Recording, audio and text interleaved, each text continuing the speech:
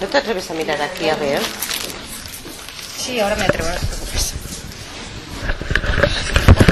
El otro con dos... Yo sí, buenamente, de verdad, no tengo ningún problema, a mí no me importa. Lo que pasa es que, por ejemplo, si queréis vosotros, yo ahora voy a hacer esta noche dos copias, pero pasa que no me puedo tirar. No, claro, y la ya me tiré con cuatro copias también. Claro, pero entre los que tenéis se lo podéis repartir. ¿Tú conoces a Dulce solo, no? Sí, no.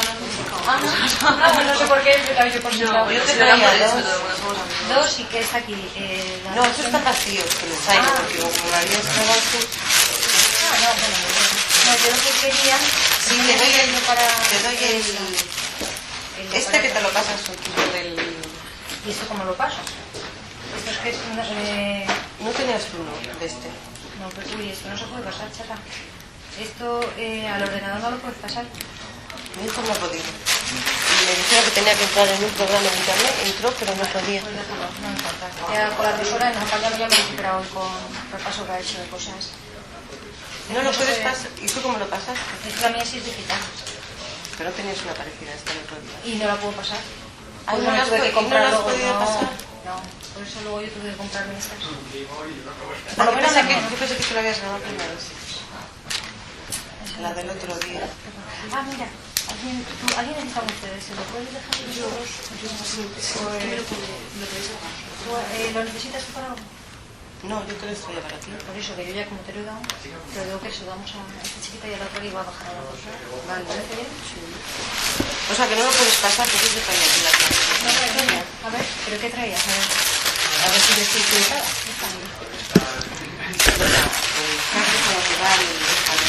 Ah, espérate, a ver. Es que yo no tengo cable en la mía, es que esta puede ser más moderna que la tuya. Yo te si quieres te la veo. ¿Me llevas esta noche? Pues lo voy a ver porque Para cerrarlo con la lateralidad con lo que tú no tenías, ¿no? A ver, Chata, pero que ¿de dónde sale? ¿Este es el cable de aquí? Sí. Pues esto es muy... Estoy que desde aquí esto es muy... Este es el ordenador, sí, pero este... ¿Dónde va? Porque este de aquí... Es muy estrecho. A ver, aquí. Sí, esta es diferente a la mía. Vale. Pues no te lo inventas. ¿Y el disquete cuál es? Aquí está lo que decías que no tenías. Bueno, pues me quedo con uno y te grabo entonces en todo caso lo de hoy. Te quedaría pendiente lo de mañana. Vale. Te quiero decir, por mañana...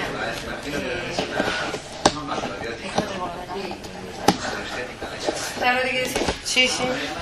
Entonces, y entonces, bueno, la otra chica que va a hacer intento acordarme de esto, me quedaría sola, pero el tuyo, tengo que aquí de hoy, Mira, ves que si te atreves a mirar esto y se puede alargar, yo puedo grabarlo de mañana. Las 2 primeras horas de lo que tenía la otra chica. ¿Quién? La amiga.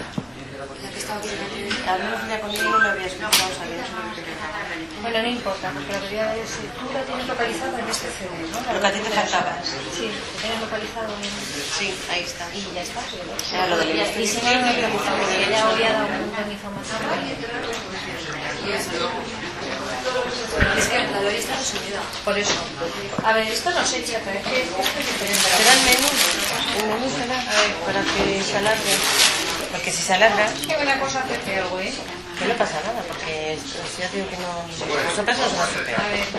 A ver si yo dormí con el Si lo de hoy me lo grabas, pues ya lo de mañana se lo podría poner eso. Ahora. No te preocupes. Hay boli para pisar, sí. Es que me las he dejado unas tiene.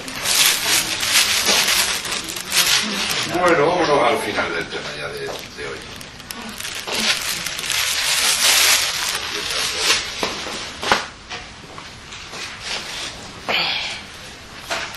Chata, es que no me acuerdo de eso.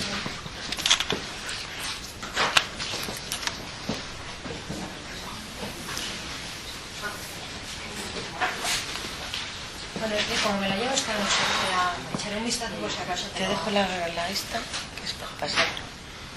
¿Ya estamos todos? Bueno, póntelo Le damos, sí, porque faltan algunos todavía. Vamos a darle 5 minutos y más.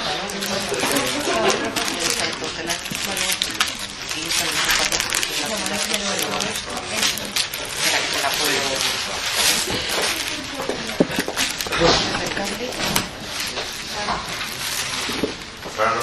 ese sintética te lo digo.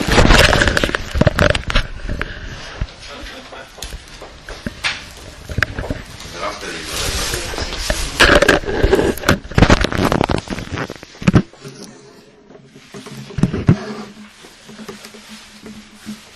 la llamáis porque se está formando una cuarta promoción para aquí, para Madrid. Sí. Empezaríamos en junio, pero ya están apuntando gente. Entonces, si hay los que tengáis interés, sin compromiso de ningún tipo, es información, es para que podáis estar en una lista y se os envíe información. Luego ya sabéis más o menos de qué va y luego ya se apunte quien quiera, que no quiera, no apunte. Pero así ya también ella sabe qué número de gente hay por si abrimos promoción o no la abrimos. Los seminarios son de 2 días y medio. Es que ahora esta promoción entraría ya en un formato nuevo, que es el formato nacional, ya para todos los sitios, puesto que ya la gente viviría aquí, serían de aquí de la zona. Entonces sería viernes por la tarde, se empieza a las 4 de la tarde, de 4 a 8, sábado entero y domingo entero hasta las 7 de la tarde, para que te dé tiempo a irte para cacetar. Y sería un seminario cada 3 meses, 4 seminarios al año, durante 3 años. También os digo una cosa, es muy importante que os deis cuenta del tiempo de duración que tiene, porque no es una cuestión que lo hace la gente y eso no se puede evitar, pero yo os doy el consejo de que antes es preferible que uno se lo piense, vea si realmente le surge ese compromiso, que es compromiso con uno mismo, pero que de rebote luego va a repercutir en los demás, por aquello que no hay nada que sea estrictamente individual. Entonces la gente luego se apunta y a lo mejor al tercer seminario dice, pues ya no voy más. Bien, eso puede ocurrir porque tú te has hecho unas expectativas y luego allí no se satisface, o porque lo que te encuentras no es lo que tú te esperabas, por muchas razones. Pero que no sea la razón el hecho de decir, bueno, si a mí que voy, miro, veo y tal, porque es que las promociones luego se caen y aquí traemos profesores de Colombia. Y los profesores de Colombia, pues bueno, es muy costoso traerlos para acá, ¿no? Pero la promoción, una vez que arranca, nos comprometemos a terminarla aunque queden 10 personas. Por eso digo, pero que luego repercute en todos los demás y es muy gravoso para todos los otros. Bueno, entonces, recopilamos un poquito de lo que hemos hablado esta mañana. A ver si somos... Ay, muchas gracias. A ver si somos capaces de ir concretando alguna cosita. Entonces, con las tablas de Hammer, ya que sabemos todo el tema, tenemos que dejar bien claro que las características del conflicto, lo que se llama el DHS, el síndrome Hammer, que vais a leer ahí, es el shock, es el momento donde se produce el conflicto emocional, pero que veremos, y ya lo estamos viendo al hablar del tronco y todo, que esos conflictos emocionales muchas veces son la gota que hace rebosar el vaso, ¿no? Entonces ese DHS necesitaba 4 condiciones, y esas hay que tenerlas siempre muy presentes, que esas 4 condiciones son sine qua non. Si una de ellas no está, no hay conflicto. Y la diferencia entre un conflicto causante de enfermedad y un disgusto es precisamente que el conflicto reúne esas 4 condiciones y el disgusto le falta alguna de ellas. Porque si no, todo el mundo tendría cáncer o todo el mundo tendría enfermedad.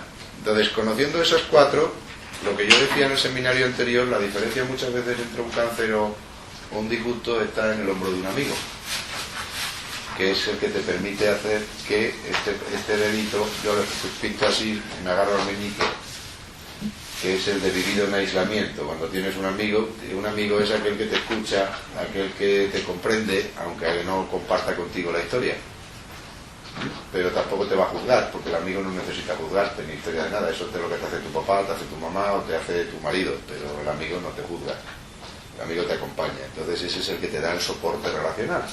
Muchas veces el tener a alguien con quien compartir una vivencia. ¿Qué es compartir? No es cuestión de comunicar. Vayamos quitando tópicos que nos pueden equivocar. La gente se cree, no, porque te dice muchas veces, no, pero yo lo he contado. Si tú lo has contado, pero no te has sentido compartido. Entonces la primera historia, por tanto, es centrarnos aquí. El nivel terapéutico para mí es lo más importante. Lo más importante es crear un soporte relacional. Pero, ¿qué es eso de te coge a contrapié? Que es el otro punto donde podemos trabajar. Shock psíquico, altamente traumático, que te pilla a contrapié y vivido en aislamiento. El vivido en aislamiento, ya hemos hablado de ello, el vivido en aislamiento es crear una red de soporte emocional, o un soporte relacional, una red de seguridad, Pero que te pilla a contrapié, eso significa que está poniendo dentro de tu psique, está poniendo de manifiesto aquella parte que tú no tienes trabajada, aquella parte donde tú no has encontrado recursos. No has encontrado recursos para afrontar el golpe. No tienes recursos, lo que poníamos de ejemplo del portero que está esperando que le tiren un penalti, porque cogerte a contrapié no es inesperado, como dice mucha gente. Inesperado y vivido en aislamiento. No, inesperado no, porque inesperado es que no lo esperas, te viene por la espalda. Esto es a contrapié puedes estar esperándolo. Y hay mucha gente que ve venir el problema que tiene con su pareja, hay mucha gente que ve venir el problema que tiene económico, pero eso no le impide, por mucho que lo vea venir, no le impide conflictuar. Luego el te coge a contrapié es una frase más significativa, que es la del portero que ve venir, o sea, está pendiente, sabe que le van a tirar un penalti, pero él se tira para la izquierda y el balón va para la derecha. Entonces ahí sí que no puede rectificar, es decir, no tienes recursos para poder parar el golpe. Luego, ¿qué está poniendo de manifiesto? Aquel estado carencial tuyo que tienes dentro de tu psiquismo. Hay una parte de tu psiquismo que no está colocada para afrontar determinados tipos de conflictos. Es eso de que esto no me lo esperaba. Como yo no pensé nunca que esto me iba a pasar a mí. ¿Me entiendes? Bueno, pues en vez de echar la culpa al que te lo ha hecho, que sería echarle la culpa al balón. Es como si el portero se pone a echarle la culpa al que ha tirado el penalti o al balón. Maldito balón que se fue por la derecha cuando yo tiraba para la izquierda. No, lo que me ha puesto de manifiesto es que yo no estaba cubriendo la parte derecha. Esa es la clave y ahí es donde yo tengo que trabajar. Entonces ahí sí nos da un matiz fenomenal el colorido del conflicto, porque el colorido del conflicto lo que nos dice es realmente dónde tengo digamos el agujero, donde estoy mal posicionado para afrontar cualquier evento o cualquier disgusto que pudiera venir por esa vía, y entonces yo lo convierto en conflicto, porque me ha pillado a contrapié. Y entonces ya sabemos por Hammer, como hablamos la vez pasada, que a partir del momento que la psique no puede llevar el control de la jugada es cuando se dispara el programa biológico. Y entendimos por la quinta ley de Hammer cómo cada cosa, cada síntoma que ocurre es un programa biológico de la naturaleza tendente a la supervivencia. Eso ya lo vimos en el seminario anterior. Pero ¿qué ha pasado? Que la biología ha tomado el mando, porque el psiquismo, la parte más alta del paciente, porque sí, que viene del griego, que significa alma. Cuando el alma no controla la jugada, entonces lo controla la naturaleza, lo controla la biología. Entonces ahí se dispara un programa biológico, que es el programa de enfermedad. Pero eso nos está poniendo de manifiesto aquella parte de nosotros mismos que no controlamos desde una octava superior. Y entonces, ¿cuál es la estrategia ahí? La estrategia ahí es llevar al paciente al contacto con el alma. Lo hablamos en sintergética, pero lo podemos hablar en Hammer, sin hablar para nada de sintergética. Poner en contacto al paciente con el alma es poner en contacto al paciente con aquella parte de sí mismo que es totipotencial y tiene todos los recursos habidos y por haber. Porque en realidad la parte mía de debilidad se produce por desconexión con mi alma. Desconexión con ese campo de conciencia mío individual, que es la manera individual pero también sabia de interpretar la vida. Y esa es el alma individual de cada uno de nosotros, si lo quieren llamar alma, que ya les digo, es psique, es lo mismo. Entonces el psiquismo es individual, el alma es individual, pero así como el psiquismo es individual y forma parte de un psiquismo colectivo, y por esa vía nos podríamos ir a los arquetipos de Jung y ver que hay grandes ideas que se plasman individualmente en nosotros, pero que todos tenemos el mismo conflicto con papá y con mamá, que son dos grandes arquetipos, la autoridad paterna y el amor materno, ¿no? Pues nuestro psiquismo le pasa lo mismo, es decir, es una manera de interpretar individualmente. Pero en esa tiene también, ahí, en ese alma nuestro, en esa psique nuestra, están todos los patrones de organización y están, por lo tanto, todas las capacidades para afrontar la experiencia vital sin necesidad de conflictuar. Entonces, el conflicto nos pone de manifiesto aquella zona donde no tenemos esa conexión del alma. ¿Y por qué no tenemos esa conexión con el alma? Esa es la historia.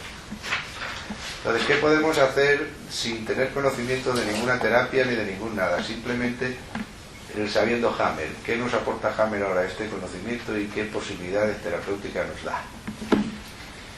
Bien, pues quizás para poder llevar a cabo una posibilidad terapéutica, que miren, muchas veces lo más maravilloso de una consulta no es el medicamento que utilizas ni ninguna herramienta que utilices. Muchas veces lo más maravilloso y lo más curativo de una consulta es la conversación con el paciente.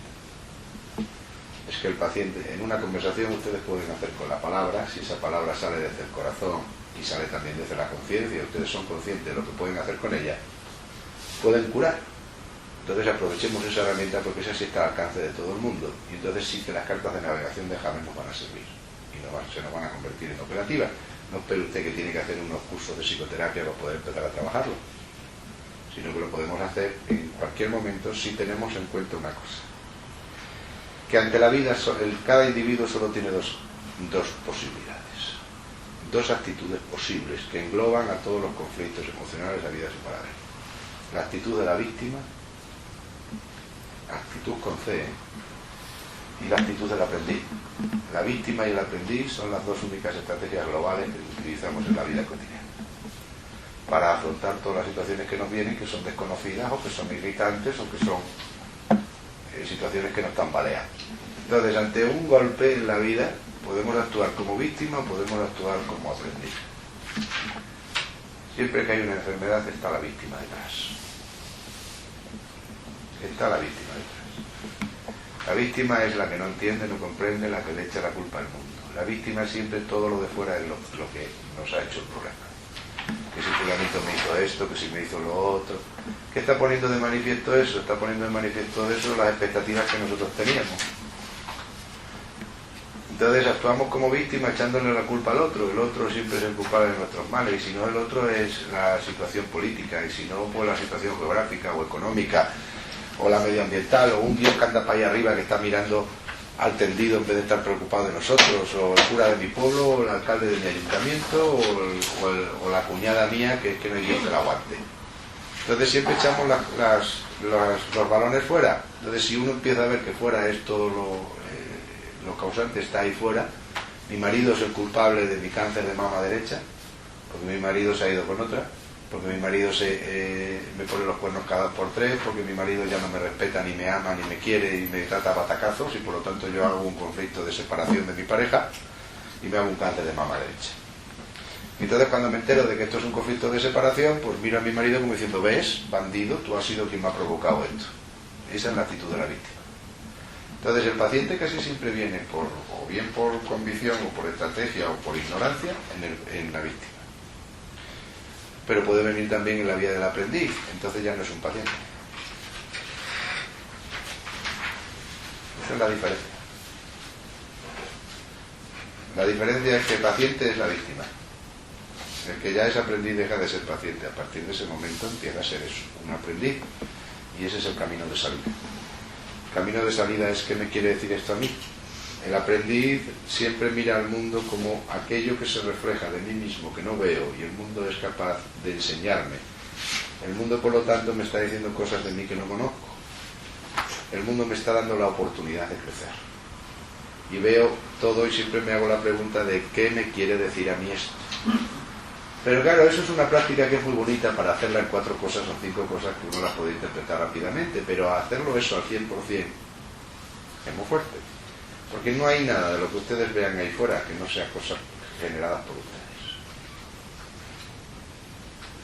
No hay nada. Y yo sé que eso es difícil entenderlo y que cuando empezamos lo piensas en ti mismo lo puedes entender, pero cuando empiezas a pensar, entonces yo soy generado por ese que está ahí fuera, pues ahí sería la madeja, ¿no? Bueno, pues ya les invito a que lo busquen un poquito y se metan en ello y lo entenderán.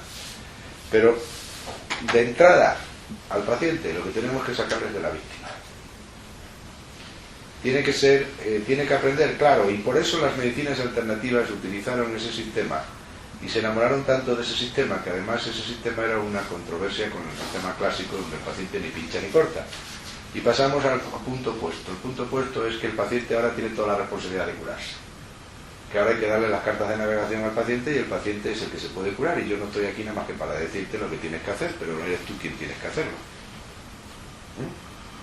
¿Por qué? Porque funciona. Porque vimos que cuando el paciente asumía esa responsabilidad, ¿y qué era asumir esa responsabilidad? Era pasar de víctima a aprendiz, es encontrar un proceso significativo en la enfermedad. Es partir del principio de que la enfermedad es un proceso significativo y por lo tanto tiene que tener un significado e ir con una actitud a buscar el significado. Entonces ese paciente ya deja de echar balones fuera, no busca culpables fuera a quien echarles la culpa, valga la redundancia, ni busca a nadie como causante de sus males, sino que él se pone como esto me quiere decir algo a mí y esto es la posibilidad que tengo yo de aprender. Y todos vimos y hemos visto hace muchos años, incluso siglos, cómo el individuo que adoptaba esa situación se curaba. Entonces dijimos en medicina alternativa, pues ya está, ese es el remedio. Le llevamos el muerto al paciente y se acabó, y nos fuimos al extremo contrario. Yo te digo lo que te pasa para que tú te lo cures. Y paso del médico intervencionista, señor y patrón de vidas y haciendas, al médico pasota, que se lo otorga a todos. Entonces, ¿dónde está el término medio? ¿Dónde podemos coger la historia? ¿Dónde nos podemos enterar? Yo les cuento esto para que ustedes se lo sepan, no para que se lo sepa el paciente. Si quieren, compártanlo con el paciente, pero no con todo se puede compartir esto. Hay muchos pacientes que si usted le plantea de entrada en la consulta que lo que tiene que hacer es aprender de su enfermedad, es un paciente que no vuelve nunca más. Ya no el hecho de que vuelva o no vuelva, es que se ha rebotado contra la jugada. Entonces usted mismo le está cerrando todavía más la puerta. Entonces no podemos responsabilizar al paciente de su proceso de enfermedad inicialmente. Habrá algunos que te lo vienen pidiendo. Hay gente que te viene pidiendo en la consulta, ya ni quiero saber por qué me pasa a mí esto. Bueno, ya viene el aprendiz, ya ha entrado ahí. Pero es que ese ya está en proceso de curación, por eso ya ese no es un enfermo. El enfermo era antes, cuando no sabía de qué iba el tema. Ahora ese ya te lo viene pidiendo, pues fenomenal. Ahora utilice usted las cartas de navegación que tiene en la tabla de Hammer para decirle, mira, te quiere decir esto concretamente. Eso es una información muy importante. Pero lo que tenemos que hacer, hay pacientes que no vienen en esa actitud, ni tienen interés ninguno en responsabilizarse. El 90% de lo que vemos ahora nosotros, por lo menos en consulta, son gente que viene huyendo, no gente que viene de motus propios.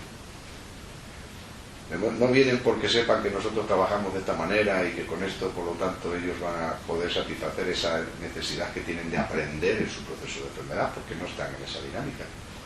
Vienen porque la seguridad social les han demostrado que están desahuciados, que ya no tienen nada que hacer con ellos y que los mandan a morir para casa, o que les dicen que su enfermedad no tiene cura, o que le han hecho 40.000 parrerías y ya desconfía de todos.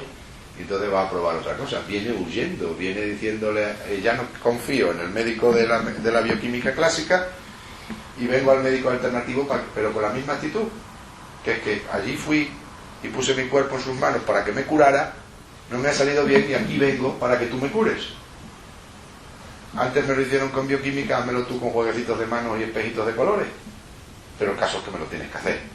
Esa es la víctima. Fuera está la culpa de tus males y fuera también está, por tanto, el remedio de tus males. Entonces así te viene mucha gente. Entonces tenemos que pensar que ahora va a venir, y está viniendo cada día más en nuestras consultas, gente que viene huyendo. Que viene huyendo, que viene desconcertada y sobre todo que viene desanimada y desesperanzada. Primera cuestión, por tanto, era recuperar la confianza, coger la confianza. Porque la confianza es la madre de la esperanza. Esa confianza es lo que te permite crear un campo de relaciones, un soporte emocional. Te cargabas el dedito este. Y ahora vamos a sacarle de la víctima y llevarlo al aprendiz. Y ahí puedes utilizar cualquier técnica que te permita que el paciente pueda empezar a mirar la cosa de otra manera, porque cuando le plantees la situación, si es que ves que es oportuno plantearle la situación, lo que debes es que inmediatamente que planteas la situación tienes que plantear con ella los remedios. Y el remedio no es un remedio concreto, es una actitud. Es decir, bueno, pues vamos a hacer esto para que a ver cómo te llevas mejor con tu marido, si la clave es con tu marido. O vamos a ver cómo eres capaz de sobrevivir en tu empresa. Porque no le puedes decir lo que decía James, no, deja el trabajo que tienes, que te está jodiendo el jefe. Sí, dejo el trabajo y mis hijos se van todos al hospicio. O sea, no puedo hacer eso. Entonces, a ver cómo vamos a vivir el tema. Y entonces ahí es donde tú empiezas a manejar, por eso les digo, tienen que ser psicólogos y criminalistas. Y empiezas a manejar una manera de que nunca violentar al paciente. Si tú le violentas en el proceso al paciente, el paciente se raja del proceso. Pero no le puedes violentar nunca.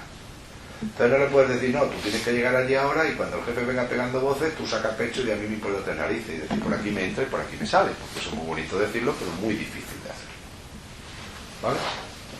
Entonces, por esa vía no puedes. Tienes que ver la manera de cómo, con tu conocimiento, se le puede indicar al paciente la forma de salir del proceso. Pero la forma de salir del proceso no es una cuestión de actitud con P. Aquí viene la gran diferencia. Solo se sabe del proceso con la actitud con C. Actitud con P es la habilidad para llevar a cabo una cosa. Actitud con C es la disposición para llevarla a cabo. Lo que cura es la disposición, no la habilidad. Entonces fíjese que eso es una maravilla, porque entonces lo que tenemos que hacer es simplemente que el paciente cambie de actitud ante su enfermedad. La actitud de la víctima, llevarla a la actitud del aprendiz. Pero ¿cómo le podemos hablar de que tiene usted que ser, que primero que está usted víctima, segundo de que tiene que cambiar al aprendiz? No, es cambiar la actitud, y la actitud se cambia ¿cómo? Cuando hay esperanza. Si no hay esperanza, el paciente no tiene ninguna actitud que cambiar. Y ya hemos visto que el primer paso había sido que la esperanza es hija de la confianza. Me gano la confianza del paciente y me aprovecho de esa confianza, y no es aprovecharse insanamente, sino todo lo contrario, sanamente, para que ese paciente empiece a cambiar una actitud ante la enfermedad. La primera actitud ante la enfermedad es que no me voy a morir de ella, o que si me voy a morir tampoco es fatal. Es decir, no estemos en el plan victimismo y esto me ha pillado por la espalda y esto me va a llevar hasta el hoyo. Saquémosle de eso. A veces basta un gesto de usted, un solo gesto de usted, para que ese paciente tenga confianza, para que ese paciente pueda cambiar su actitud, para que ese paciente tenga esperanza. Y ahora le cambiamos la actitud con C. ¿Por qué es tan importante llevar al paciente a la actitud con C? Primero porque es la que funciona, y segundo porque es la menos habitual que trae el paciente. La inmensa mayoría de los pacientes vienen en el código y en el patrón de eficacia y responsabilidad. Y eso es actitud con P. ¿Cuánta gente vemos machacada y piensan que vienen a la medicina alternativa, que vienen también con la idea, porque mucha gente ya conoce esta idea de que hay que responsabilizarse uno de sí mismo y de la enfermedad? ¿Y cómo vienen responsabilizados? Yo tengo que estar todos los días en consulta parando a la gente en esa dinámica. Vienen con un patrón de eficacia y responsabilidad. Aquello que el terapeuta le mete al paciente de no, tú te tienes que hacer cargo de tu enfermedad y tal y que cual, pues ya te lo traen muchos aquí a la consulta. Ya vienen ellos pensando qué puedo hacer yo, qué tengo que hacer para curarme. Pero lo ven en el código de eficacia, lo ven en el código de responsabilidad, pero es que ese código les ha traído hasta la consulta. Luego ese código no es el válido. Entonces, ¿cómo le cambias a la gente la idea de que aquí no se trata de ser lo suficientemente listo, hábil, inteligente y avispado como para encontrar qué me quiere decir a mí esta enfermedad y aprender la lección? Porque ya lo vamos a pasar, vamos a poner que está ya en el código del aprendiz, y ahí viene el primer error del aprendiz. El primer error del aprendiz es que cree que aprender es un proceso intelectual, es un proceso de habilidad.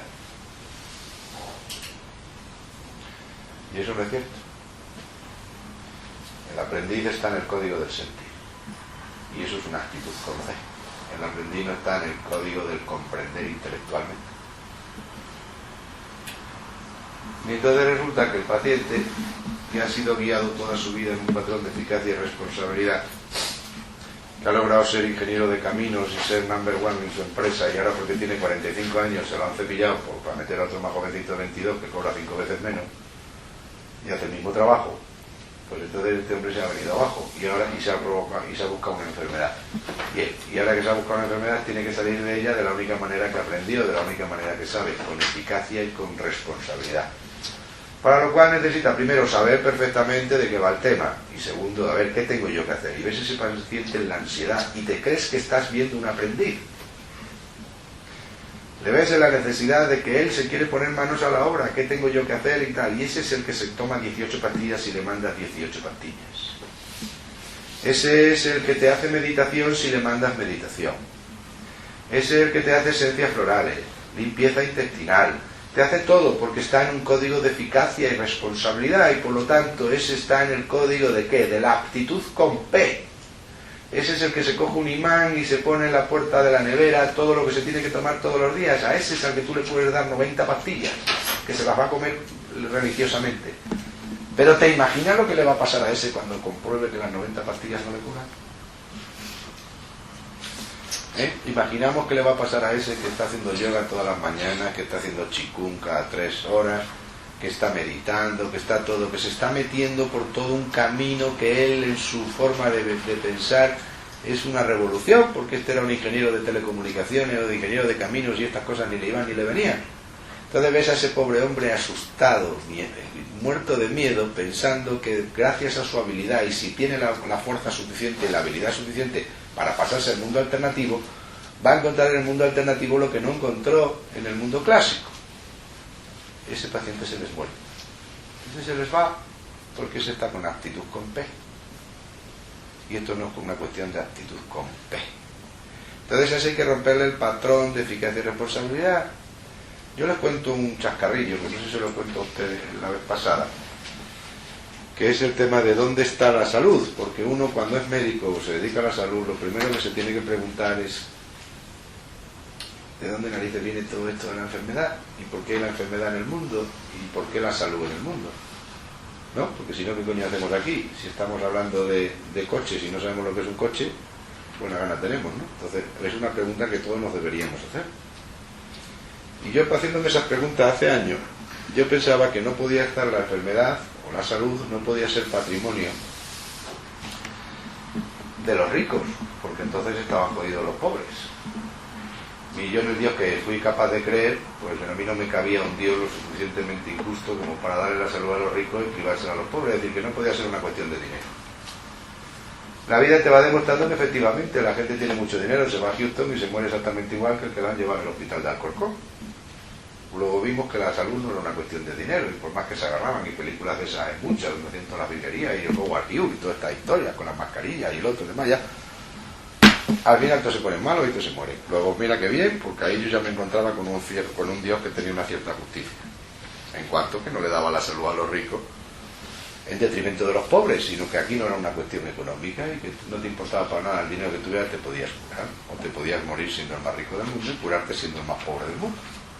Y eso lo vemos en la consulta. Pero a renglón siguiente nos ponen el siguiente paradigma, que es que la salud está al alcance de todos aquellos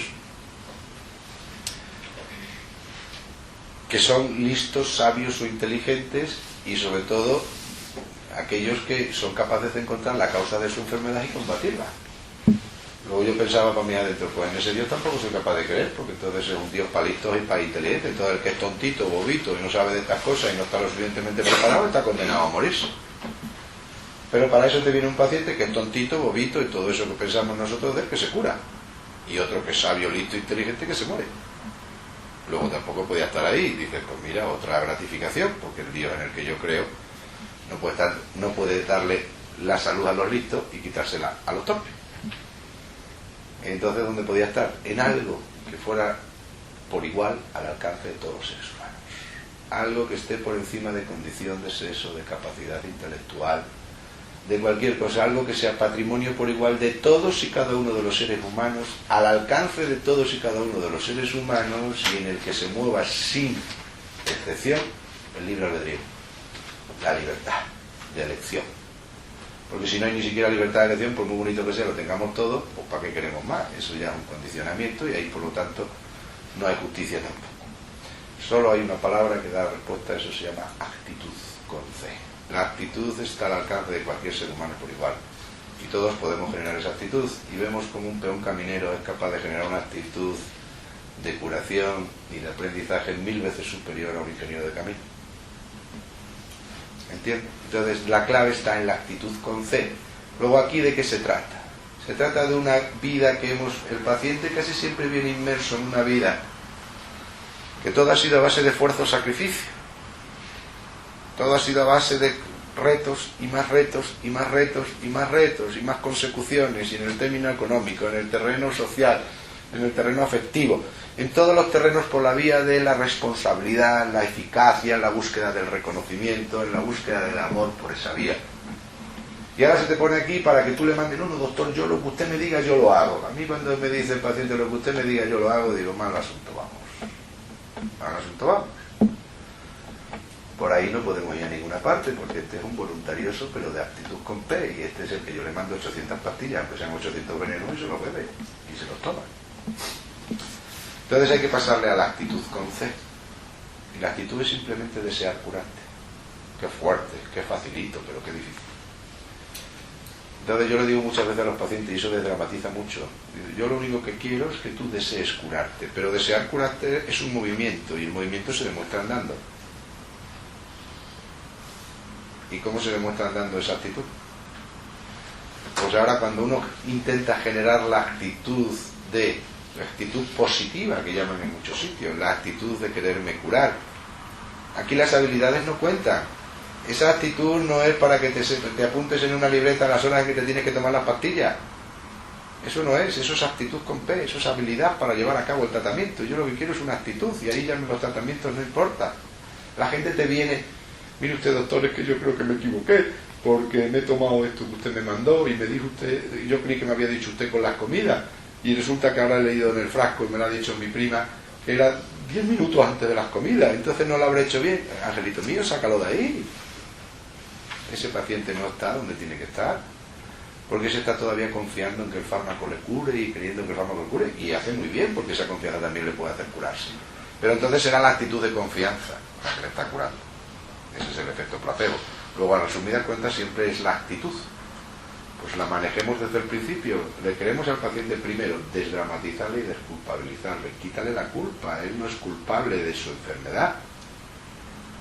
Él es responsable de su aprendizaje. De eso sí. ¿Y cómo se aprende? Con actitud. Es una actitud. Con C. Entonces, la actitud de curación. ¿Cómo hago la actitud de curación? ¿Cómo genero la actitud de curación? Eso es lo que se llaman las visualizaciones. ¿Qué genera una visualización? Por ejemplo, yo les recomiendo a los pacientes, vamos, yo ya no les recomiendo a los pacientes eso, pero eso se lo guardo a ustedes al final del por qué hago yo eso. ¿Por qué no lo hago? Pero yo les estoy diciendo esto para que lo hagan, porque lo hemos hecho, mucha gente que lo hace y funciona espectacularmente. Cuando tú estás visualizando, estás teniendo una actitud de curación y participas en tu proceso de curación. Entonces estás saciando la participación. Pero tienes que, o sea, el interés de participar. Pero lo tienes que dejar claro a una persona cuando vaya a visualizar, que no se trata de la habilidad de visualizar. ¿Han visto cuánta gente cuando les hablan ustedes de visualización dicen, es que yo no sé visualizar? ¿Por qué? Porque en el código de aptitud con P va a haber muy poquitos, y en esta sala no habría ninguno que supiera visualizar. Porque uno piensa que la visualización es ver literalmente con los ojos cerrados lo que yo estoy imaginando. Y entonces uno se vuelve loco ahí. Entonces, muchísima gente está equivocada pensando que la visualización es algo real, como puedes ver la visualización cuando tienes los ojos abiertos. Y no es así. Por eso uno le coge, le cierra a los pacientes los ojos y le cierra los ojos. Piensa en el pie tuyo izquierdo, en el zapato tuyo izquierdo. ¿Lo estás pensando? Sí. Ahora piensa en tu cama, la cama de tu habitación. ¿Estás pensando en ella? Sí, sí. ¿Estás pensando en la mesilla que tienes a la derecha de tu cuarto donde tú guardas las cosas? Sí. ¿Estás pensando en el cajón? Sí, ya estás visualizando. Eso es visualizar. Ah, pero es que yo creí. Pues mal creído. Visualizar es eso. Visualizar es pensar, es evocar una imagen. Evocar una imagen es la historia. Pero evocarla, no verla. Porque quien espere verla con colorines va de cráneo. Se tendrá primero que iluminar para verla. Porque normalmente no se ve. Entonces esa es la visualización. Bien, y ahora hay una cosa maravillosa que tiene la visualización, y es un truco para todos ustedes como terapeutas, que es que la visualización es la manera que tiene el pensamiento de convertir una idea en imagen. Eso es una maravilla, porque convertir una idea en imagen a través del pensamiento hace que la imagen a través de la energía se convierta en materia. Ese es el principio por el cual funciona la visualización. Cuando tú tienes un pensamiento que es capaz de convertir una idea en imagen, es decir, has centrado y has concretado de tal manera tu pensamiento para poder coger una imagen, una idea, y convertirla en imagen, ese es un movimiento de concentración. Eso es la visualización. Visualizar es crear imágenes, ideas, convertirlas en imágenes. Y en eso cargas una actitud amorosa. Es decir, lo conviertes en un pensamiento amoroso. Eso funciona aunque tú no te lo creas. Yo sí sé que llevar del seminario esto me daba por satisfecho 1000 veces. Fíjense que se lo vuelvo a repetir. Es coger una idea, convertirla en imagen a través del pensamiento, pero si eso si es un pensamiento amoroso, si ahí estás cargando el amor hacia ti mismo, el amor a la vida, eso se convierte en una bomba de relojería, porque eso mueve una cosa. ¿Qué es lo que mueve eso? El campo unificado de conciencia. Y entonces todo el universo se pone a trabajar en función de esa idea. Por eso funciona la visualización. Hoy se sabe ya a nivel de la física perfectamente cuál es el principio por el cual funciona. Entonces resulta que la actitud, una actitud para que sea una actitud adecuada en aras a la curación, no puede ir ni con la culpa, ni con la habilidad para conseguir el objetivo. Es decir, con una expectativa de habilidad. Estaré visualizando bien, estaré visualizando mal. ¿Me entienden? Entonces ahí está toda la clave. Luego les enseñaré que cuando el paciente no sabe hacerlo, basta con que lo haga usted. Si tú lo haces, ya lo está haciendo él. ¿Podemos hacer una pequeña práctica? Sí, por poder podemos hacer una pequeña práctica, pero no pierdas el hilo de lo que estamos hablando, que te quiero llevar a un punto final. Entonces fíjense qué maravilla, porque cambiarle esa actitud al paciente es ponerle a visualizar. Visualizar es el camino para que esa actitud caiga, para que esa actitud se precipite, pero esa actitud no es una actitud de consecución de algo. Miren, se coge en el libro de Carl Simonton. Carl Simonton, oncólogo norteamericano, que fue el que primero empezó a hablar de todas estas historias, empezó a hablar de la visualización y todo, después de haber asistido a unos cursillos de control mental de Silva. Entonces Carl Simonton escribió un libro que se llama Recuperar la salud. Eso es una maravilla. Y entonces él empieza a hacer visualizar a los pacientes y descubre una cosa maravillosa, que los que mejor visualizan los niños. Y visualizan con una fantasía de mucho cuidado. Entonces aquí se trata de que un niño tiene un linfoma y tiene, por lo tanto, él no tiene más que contarle que tiene unas celulitas malas, unas celulitas que andan revueltas ellas, como los comecocos de las pantallitas, y que tú tienes otras células en tu cuerpo, que son los linfocitos, que son otros comecocos que se comen a los malos. Entonces tú lo único que tienes que visualizar es como los tuyos crecen y se multiplican y son muchos y van todos vestidos y todos con unos brillos brillantes para comerse a los otros. Fíjese qué estupidez y qué tontería, diría uno, pues esto es una chorrada. Entonces llega un médico clásico y nos coge todo y nos quita el título inmediatamente, porque esto es anatema. Bueno, pues cuando se ponen a ver los resultados, empiezan a ver que los niños son capaces de conseguir los resultados inmediatamente y los adultos no hay manera que lo consigan. La diferencia de resoluciones en los cánceres infantiles por esa técnica es infinitamente superior a los adultos. Pero al niño nadie le ha dicho que tiene que saber visualizar. Eso está en el terreno de la aptitud con P, de la habilidad. Al niño nadie le ha dicho cómo es un linfocito, ni tiene que irse a un libro de anatomía a buscar un linfocito T, killer. No necesita. Él lo ha pintado en forma de comecoco, porque él lo que necesita es demostrar su actitud. ¿Y cuál es la actitud? Vehiculizar su actitud, es vehiculizar la actitud de curación, la actitud de ganarle al cáncer, la actitud de vencer al cáncer, la actitud de que encima es el reconocimiento de que en ti está ese poder. Porque si tú no reconoces que en ti está ese poder, ¿cómo narices te vas a poner a visualizar? Eso son chorradas. ¿Cuánta gente te vas a encontrar en la consulta que le dice, oiga, tiene usted que ponerse a visualizar? Y dice, pero me cuento este cuento chino, hombre. Si ahora visualizando nos curáramos el cáncer, pues se curaba el cáncer todo el mundo. Y la paradoja es esa, que como nadie se lo cree, nadie se lo cura. Yo tengo casos de gente visualizando que son capaces de quitarse metástasis, quitarse cánceres, quitarse de todo. Entonces la visualización es maravillosa en cuanto que lo que hace es plasmar la cascada de conciencia, información, energía, materia. La conciencia crea una información, ese patrón de información es lo que se llama una idea. Una idea todavía no está precipitada, pero esa idea a través del pensamiento se convierte en imagen, y esa imagen a través de la energía se convierte en materia. Y eso es realidad, por eso yo puedo coger y en un momento dado pensar, crear una imagen, evocar una imagen en mí, de cuando mi novia con 15 años me dejó y se fue con mi mejor amigo, y a mí todavía se me revuelve la tripa. O aquella cosa que me pasó en tal momento y la evoco otra vez y se me pone la carne de gallina, aumenta la frecuencia cardíaca, aumenta una colitis. ¿No estáis viendo eso todos los días? ¿Qué estás haciendo? Evocar una imagen que va unida ¿a qué? A un sentimiento.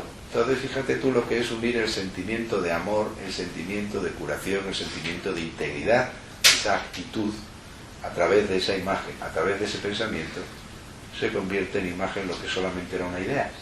Y eso funciona porque el universo se pone a disposición inmediatamente. El universo es ese campo ahora que dicen los físicos, el campo cuántico de conciencia. Es como si ahí estuviera todo.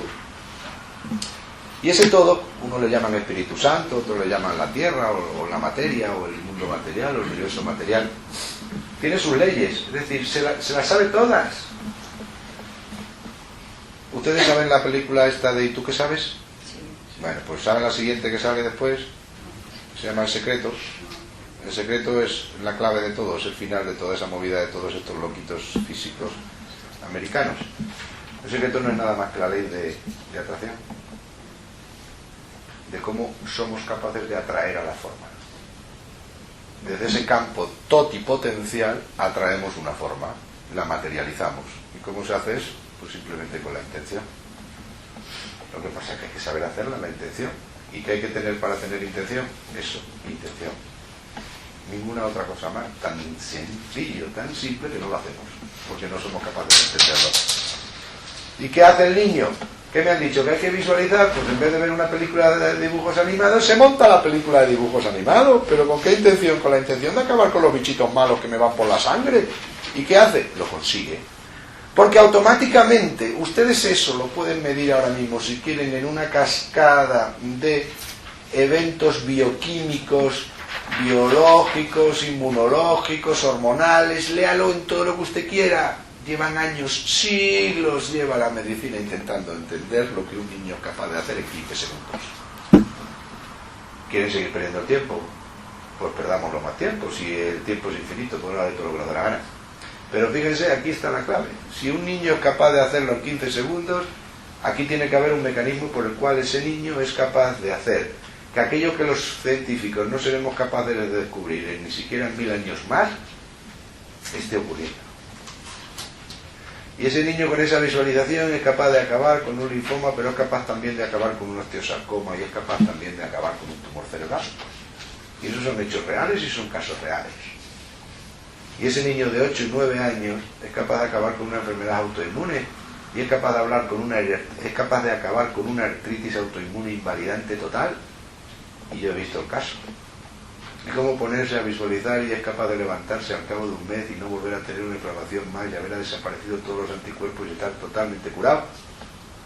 Entonces dices, ese es el efecto placebo. Ay, coño, pues agarrémonos a ver qué pasa con el efecto placebo y utilicemos el efecto placebo. Claro, el efecto placebo, ¿en qué se basa? En la creencia del individuo en una cosa. El efecto placebo es el 30%, se calcula que es el 30 al 40% de todas las curaciones conocidas. De toda la actividad de todos los fármacos se calcula que un 30-40% es efecto placebo. Eso ya la medicina clásica, estadísticamente comprobado. Luego fíjense qué potencial tenemos, y eso ocurre sin que nos demos cuenta. Si encima lo potenciamos, ese 30-40 lo podemos llevar a las nubes. Y el efecto placebo, ¿qué es? Creer, es una actitud ante un medicamento, una actitud que me dice, este medicamento me va a curar.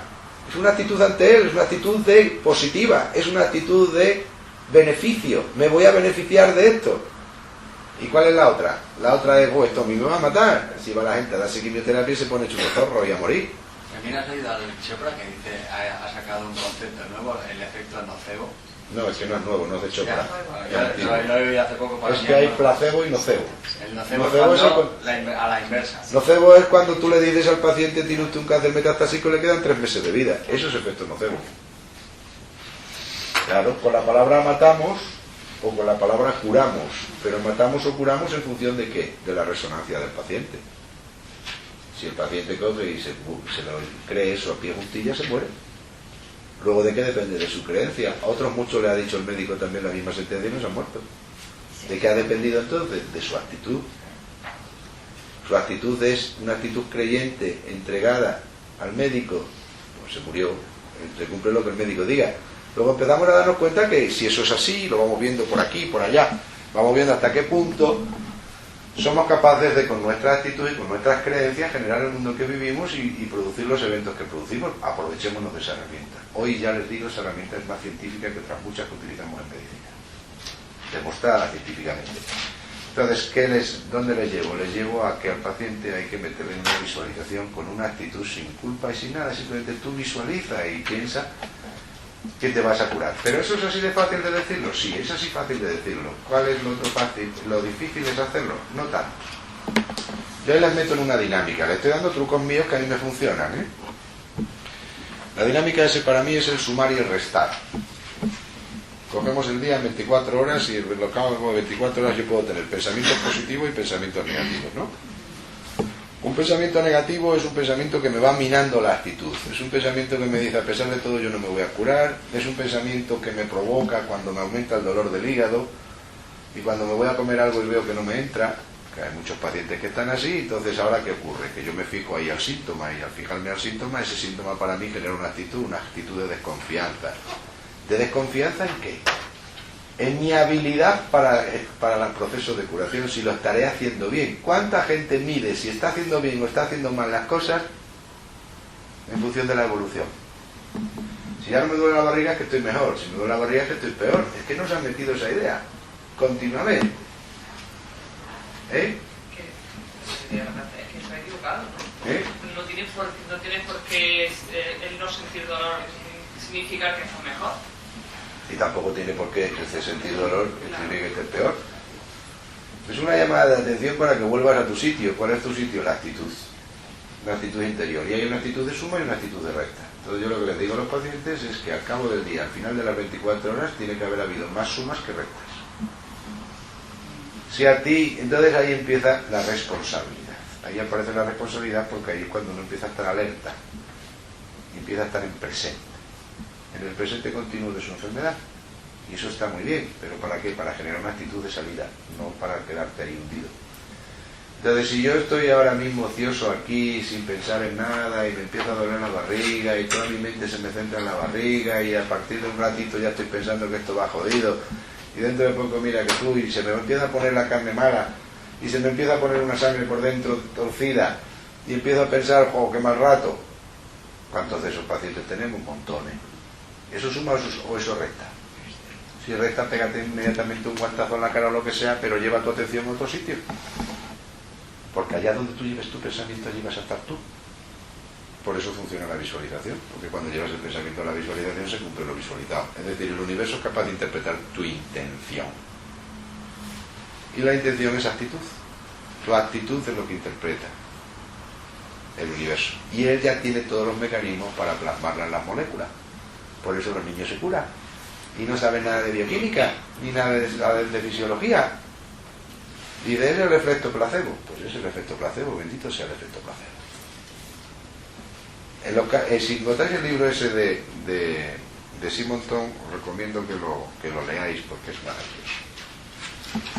Ahí aparece la historia de un fármaco que mi padre se llamaba el Keprofen, ¿no? Una cosa así, ¿no? O Neuprofen. Una cosa muy... No era el Neupogen.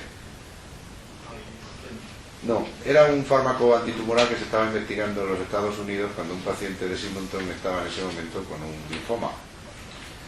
Entonces estaba con un linfoma ya desmadrado completamente, cuando entonces el médico le dijo, Carl Simonton le dice, bueno, no te preocupes porque está saliendo un fármaco nuevo y lo tenemos nosotros, lo vamos a utilizar contigo porque esto es una bomba, esto es dinamita y va a ser una maravilla. Entonces se lo ponen y a las 2 semanas el hombre ya no tenía ningún tumor, todos los linfomas habían desaparecido y volvió el tío a montar y a pilotar en avioneta y a el Vietnam. Estando así de bueno y de bien durante 3-4 meses,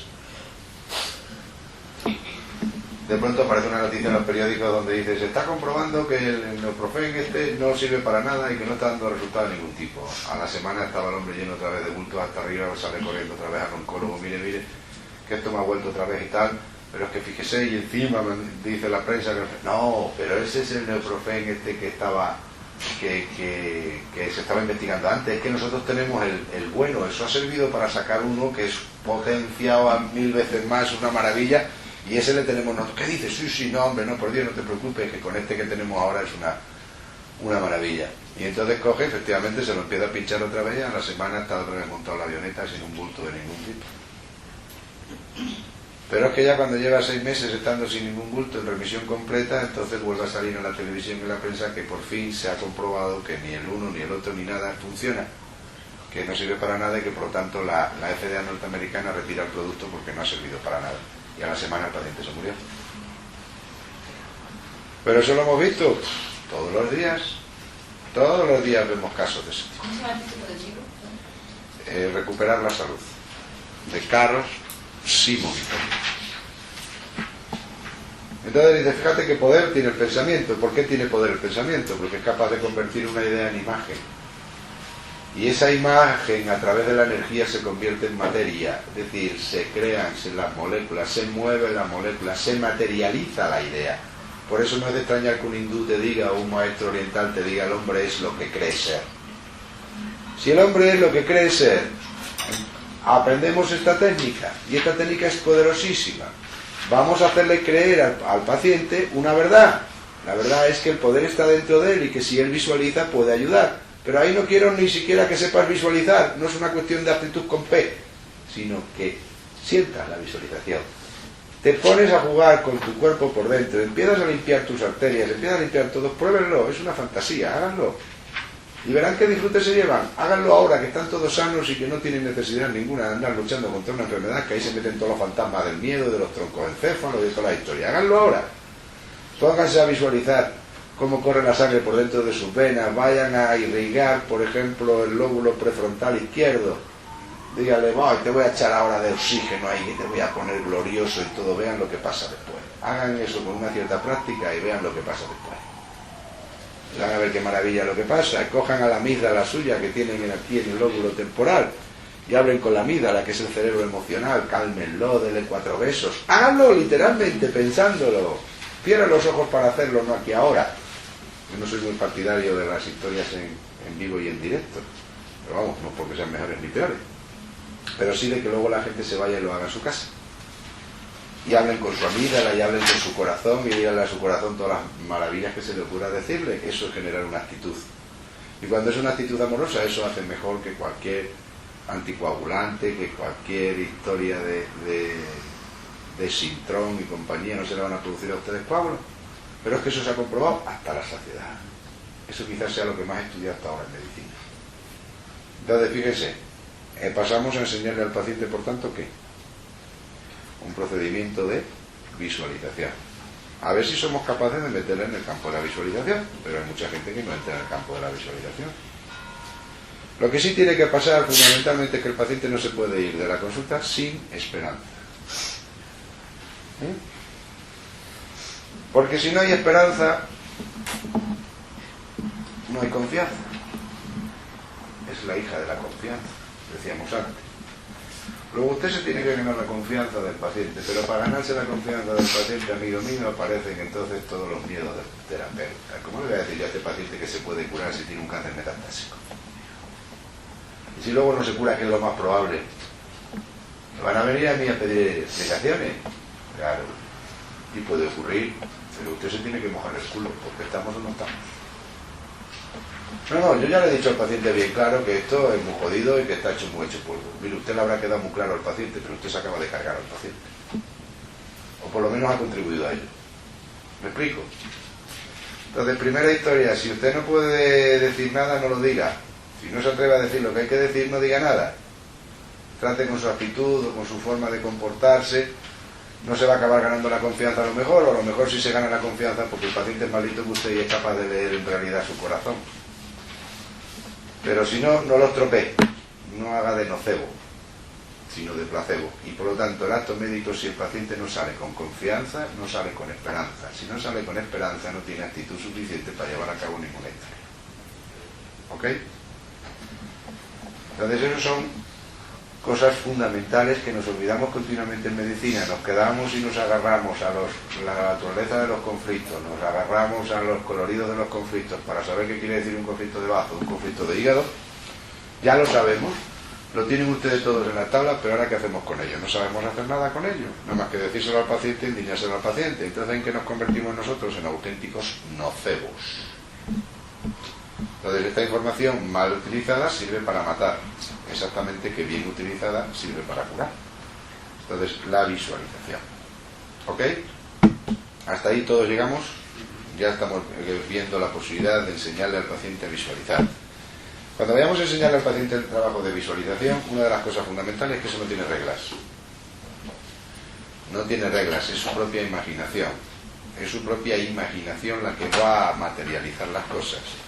Y no la materializa porque sepa imaginarlo mejor o peor un linfocito, sino porque tenga la actitud de utilizar ese linfocito, de poner ese linfocito a trabajar. Lleva una intención. Procuren, no es estrictamente necesario, pero procuren que esa intención no sea nunca en negativo, sino que pueda ser en positivo.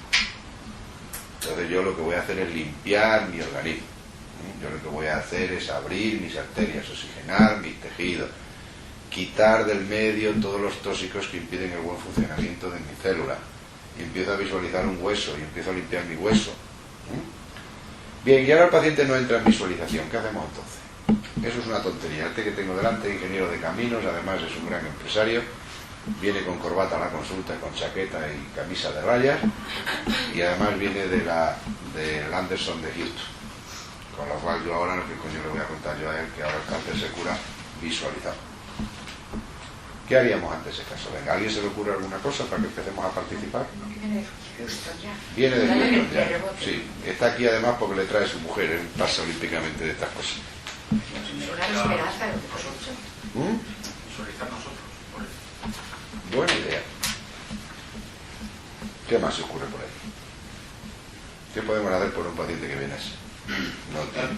Pero es una mentira de otra cosa que hemos hablado, pero de esperanza. Si vas con la mentira te la vas a pillar tú solo rápida. Conquistarlo por el intelecto también. Las estrategias que Pues comentamos. enseñarle el escáner, mira, tal. Yo intentaría ponerme con él. ¿Tenemos formación suficiente para desmontar un diagnóstico de Houston? Quien la tenga que lo haga. No se crean Como sí. no se crean que es tan Como sí, difícil. esa yo creo que es muy buena. No se crean ustedes que es tan difícil, desmontar un diagnóstico de Houston, porque es que los diagnósticos están tan protocolizados que las barbaridades que vemos todos los días son geniales. Si ustedes pueden y se ven con fuerza en ese momento y conocimiento, háganlo, también es una manera de derrumbarlo. Pero va a ser muy difícil, porque a pesar de que fuera verdad lo que usted está diciendo y estuviera desmontando, pero con el conocimiento de causa el diagnóstico de Houston, usted tiene un hándicap, claro, que es que usted no tiene la fama que tiene el de Houston. Claro. Y para este ingeniero de camino, por lo tanto, usted no sirve. No le puede desmontar el diagnóstico. Y el diagnóstico de él es que le quedan 6 meses de vida. No, es lo que tú decías. ¿Y por qué estás aquí? ¿Por qué has venido a la consulta? No, a mí me ha traído mi mujer.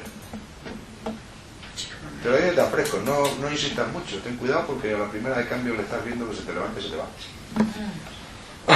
Pero está en tu consulta.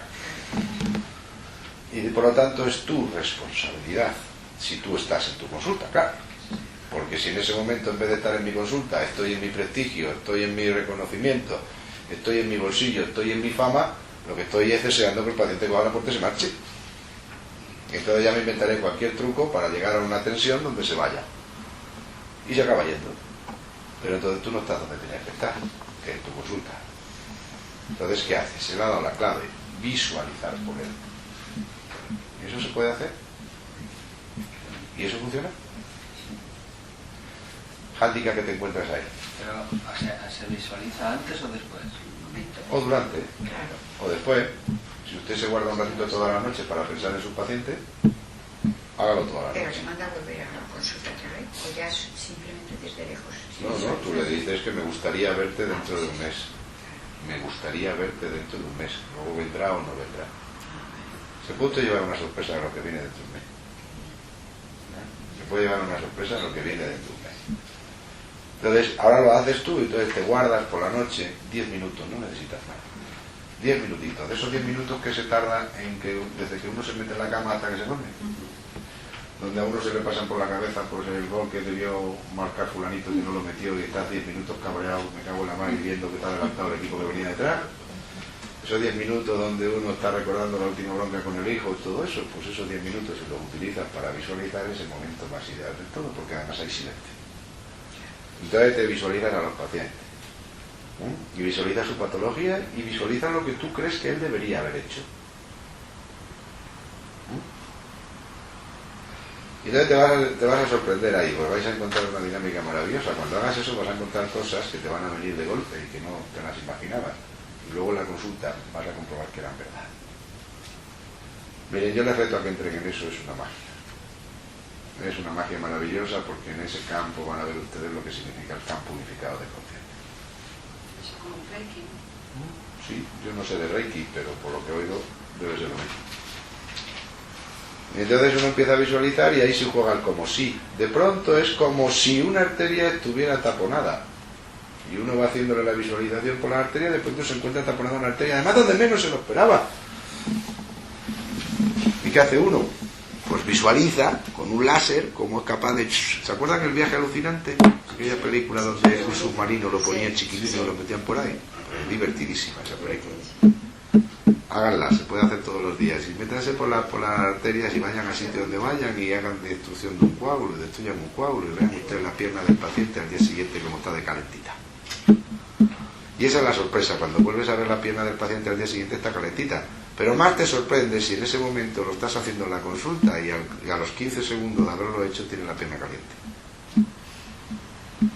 Pero ahí no va a haber un cambio de actitud del paciente. Ahí, Ha entrado diciendo, bueno, vengo porque me han traído. Claro. Y sale, vuelve al mes. Sí. Pero ¿ha habido algún cambio interior? Hay un tipo de Es la comunicación. pregunta. Ahí nos encontramos otra de las grandes barreras de la terapéutica clásica. Y cuando digo clásica meto todos los alternativos, todas las Pero primero, terapias. si tú no le pones ningún medicamento a los ingenieros, debes que se va a creer que ha sido. Si no le mandas ningún... Medicamento. No puedo correr el riesgo ese. Entonces tú se lo mandas algo. Hombre, claro, yo tengo que entretener a su intelecto, si no me lo echo en contra. Me tengo que ganar al paciente, no te lo olvides. Ya, tú le mandas placebos y mientras hacemos eso. Y oye, y ya que estoy, ¿para qué le voy a mandar un placebo solo? Bueno, El placebo es lo que estoy haciendo con él. Entre comillas. Puede ser Vamos a mandarle algo que funcione por sí mismo, porque oye, tú te tomas cicuta y por mucho que tú te creas que tal, a ti te envenena. Entonces, vamos, para eso sabemos de algunas cositas y se las mandamos, y por eso el naturópata ha aprendido cosas y el otro ha hecho cosas también, y todos sabemos. Clásicas o alternativas. ¿Ha habido cambio de actitud? Primer hándicap que veíamos al principio de toda la historia era que el primer hándicap que veíamos al principio es que creíamos que el intelecto era la clave y que al paciente había que responsabilizarle de la película, ¿no? Que el paciente tenía que tomar conciencia de lo que le pasaba. Y además confundíamos dos palabras, la palabra conciencia con la palabra consciencia. Son dos palabras distintas. Uno es ser consciente de algo, no significa ser consciente de algo. Bueno, pero no entremos en juegos de palabras. El tema era que el paciente tenía que participar en la jugada, porque si no, no se curaba, ¿no? Y pasamos de la medicina, que usted se calla, que aquí el que manda soy yo, que paso estudiado, a yo ya me basta con decirle a usted lo que a usted le está pasando para que ahora coja usted y se ponga a trabajarlo, pues la responsabilidad de usted cambie su forma de vivir y entonces se curará, si no, no se cura. Ese primer hándicap ya lo hemos dejado claro, ¿no? De que eso no era la historia no es esa, que nosotros también pintamos algo, fíjese, estábamos visualizando hace un momento por el paciente, mira si pintamos o no pintamos en la historia. Pero entonces el paciente, ¿qué? No le hemos cambiado la actitud. ¿Cómo podemos saber si le hemos cambiado la actitud o no le hemos cambiado la actitud? En el momento actual, cuando hacemos esta propuesta, ¿por qué no esperamos a ver qué ocurre dentro de un mes? Porque te puede llevar la sorpresa que dentro de un mes el paciente viene cambiada la actitud. Porque miren, en medicina no se crean nada, solo lo que puedan comprobar. Esa es la actitud del científico, pero es que no hay mejor científico que el espiritual. La espiritualidad es una ciencia. No se crean ustedes que es una chorrada por ahí abajo, ¿no? Es tan ciencia que es capaz de mover el universo, pero son ciencias de la conciencia, son ciencias sagradas. Entonces no anden con tonterías. Pruébenlo y vean si funciona. Si no funciona, déjenlo inmediatamente, mándenlo a hacer puñetas y váyanse a hacer una carrera de bioquímica. Pero si funciona, saquen conclusiones. ¿Cuál es la conclusión que podemos sacar inmediatamente cuando vemos que eso funciona? La conclusión que podemos sacar entonces, ¿dónde está la solución de continuidad entre él y yo? ¿Dónde está esa barrera que divide y que hace que tu individualidad sea tuya a partir de aquí para allá, eres tuya, a partir de ahí pues, para acá soy yo? Porque ahora si resulta que yo soy capaz de entrar y con mi intención modificar la temperatura de una pierna que estaba trombosada en solo 15 segundos, si yo soy capaz de entrar en un organismo y encima ni siquiera con la sustancia, solamente con el como sí, y soy capaz de quitar en ese momento una interferencia de una vacuna de la gripe para que el paciente pase de la parálisis a andar perfectamente en cuestión de 3 minutos, ¿dónde está ahí el aprendizaje? ¿Dónde está el aprendizaje de Fleming con la penicilina? Maldita sea, llega este pollo y se encuentra un hongo por ahí, saca la penicilina y al carajo, con la mayor causa de muerte que jamás haya habido en la humanidad, las infecciones.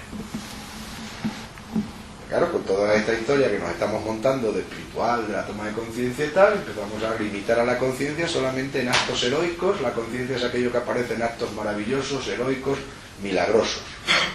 La conciencia está en todas partes. La penicilina tiene más conciencia que muchos de los que andan por aquí. Porque la penicilina es la plasmación de ¿qué? De un anhelo de toda una humanidad para acabar con esto. Es que una idea convertida en imagen a través de la energía se ha convertido en materia. ¿Qué es la penicilina? Sino un arquetipo plasmado. Todos son arquetipos, ideas arquetípicas. Están por ahí en el campo unificado de conciencia en forma arquetípica, no están manifiestas, pero nosotros tenemos la herramienta para manifestarla. Y si tenemos la herramienta para manifestar cualquier idea que haya en el universo, ¿será que estamos conectados todos? ¿Será que tenemos conexión con todas ellas? Entonces yo, ¿por qué voy a tener una limitación solamente para licuarme la sangre mía y no puedo licuar también la tuya? Y a lo mejor empiezo a entender por qué hay sanadores que sanan, y empiezo a entender por qué había grandes maestros que curaban, porque fíjate tú qué faena la del Cristo, ahora vete, ya está, ya puedes andar, coge tu hueso, levántate y anda. Y se iba el otro andando, y claro, el de al lado se cabreaba y decía, pero señor, ¿dónde está aquí la conciencia de este tío? Llegaba el médico alternativo y le decía, ¿qué has hecho? Joder, ¿y el proceso de aprendizaje qué? ¿O no? Llegaba el médico clásico y decía, ¿tú qué título tienes para haber hecho esto? A ver. Y entonces le llevaban a la comisión deontológica. Y ahí le metían en la cárcel. Quitémonos esas barreras, porque con esas barreras no podemos seguir trabajando. Él y tú sois la misma persona jugando, aunque no lo sois. ¿Habéis oído eso? No es mío, por supuesto. No entiendes, o sea, no tienes un conocimiento, por ejemplo, de dónde está la arteria o la pineal, o tú puedes visualizar... ¿Tú has oído hablar de la pineal? Ya sabes todo lo que tenías que saber de ella. Sí, pero tú puedes saber, esa persona tiene la pierna y tú no sabes ni entiendes lo que es un coágulo, ni entiendes lo que es una arteria. ¿Cómo le podrías ayudar a una persona así, pero que tiene actitud para visualizar? Por eso, mira, cuanto más seas capaz de afinar el diagnóstico, cuanto más seas capaz de tener conocimiento, por eso es la importancia del conocimiento más la actitud, más el sentimiento. Pero ahí está llevar el conocimiento al código del sentir, que es la clave de lo que está proponiendo la sintergética, que es que no es tanto de conocimiento, que yo te puedo, dice la pineal, la epífisis, necesitas 3 datos sobre la pineal. 3 datos fundamentales, porque en el momento que los puedas ya tienes la idea, y al tener la idea la puedes convertir en imagen, la puedes visualizar. Claro, ¿cómo vas a visualizar algo que no conoces? Por eso hay que formarse, pero hay que formarse metiéndose esos rollos de biología molecular que nos estamos metiendo muchos días, de tener que conocer una fisiopatología alucinante. Mira, aquí tienes un esqueleto, ¿no? Había un sanador en Colombia, cuando Jorge Carvajal ya estaba haciendo maravillas allí con sus grupos de sanación y todo, pues esto es una propuesta de sanación, al final esto es la sanación, pero es una sanación científica, que es lo que hacemos ahora en Sintergética. Entonces fue a ver un día a un chamán. El tío tenía unos resultados espectaculares en todos los problemas óseos, se cargaba la artritis, se cargaba las artrosis, todo lo que había, se lo cepillaba.